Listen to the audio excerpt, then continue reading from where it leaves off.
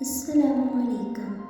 تاریخ کے اوراق سے ترکی کے خلیفہ سلطان مراد کی عادت تھی کہ وہ بھیس بدل کر عوام کی خبر گیری کرتا تھا۔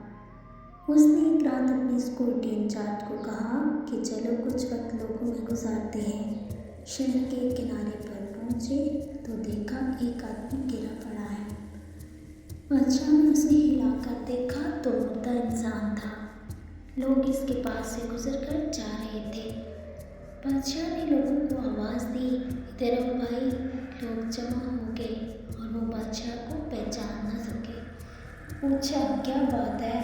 بادشاہ نے کہا آدمی مرا پڑا ہے، اس کو کسی نے کیوں نہیں اٹھایا؟ کون ہے یہ اور اس کے گھر والے کہاں ہیں؟ لوگوں نے کہا یہ بہت برا اور گنہگار انسان ہے۔ تو سلطان مراد نے کہا کیا یہ امت محمدیہ میں سے نہیں ہے؟ چلو اس کو اٹھائیں اور اس کے گھر لے چلیں۔ لوگوں نے میت گھر پہنچا دی۔ اس کی بیوی نے ہاتھ کی لاش دیکھی تو رونے لگی۔ لوگ چلے گئے۔ بادشاہ اور اس کے سیکورٹی انچارج میں عورت کا رونا سنتے رہے۔ وہ کہہ رہی تھی میں گواہی دیتی ہوں بے شک تو اللہ کا ولی ہے اور نیک لوگوں میں سے ہے۔ سلطان مراد بڑا متعجب ہوا، یہ کیسے ہو سکتا ہے؟ لوگ تو اس کے بارے میں یہ باتیں کر رہے تھے اور اس کی میت کو ہاتھ لگانے کو تیار نہ تھے۔ اس کی بیوی نے کہا مجھے بھی لوگوں سے یہی توقع تھی۔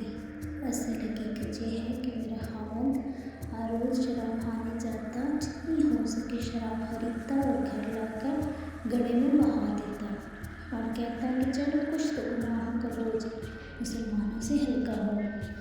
اسی طرح رات کو ایک بری عورت کے پاس جاتا، اس کو ایک رات کی اجرت دے دیتا، اس کو کہتا کہ اپنا دروازہ بند کر لے، کوئی تیرے پاس نہ آئے۔ گھر آ کر کہتا الحمدللہ آج اس عورت کا اور نوجوان مسلمانوں کے گناہوں کا میں نے کچھ بوجھ ہلکا کر دیا۔ لوگ اس کو ان جگہوں پر آتا جاتا دیکھتے تھے۔ میں اس سے کہتی تھی کہ یاد رکھ جس دن تو مر گیا لوگوں نے تجھے غسل دینا ہے، نہ تیری نماز پڑھنی، نہ تجھے دفنانا ہے۔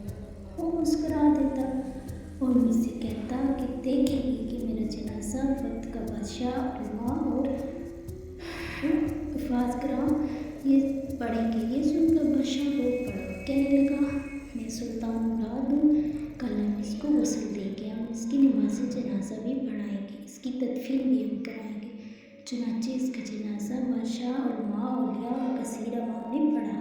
آج ہم بظاہر کچھ دیکھ کر یا میں دوسروں سے سن کر اہم فیصلے کر بیٹھتے ہیں، اگر ہم دوسروں کے دلوں کے بھید جان جائیں تو ہماری زبانیں گونگی ہو جائیں۔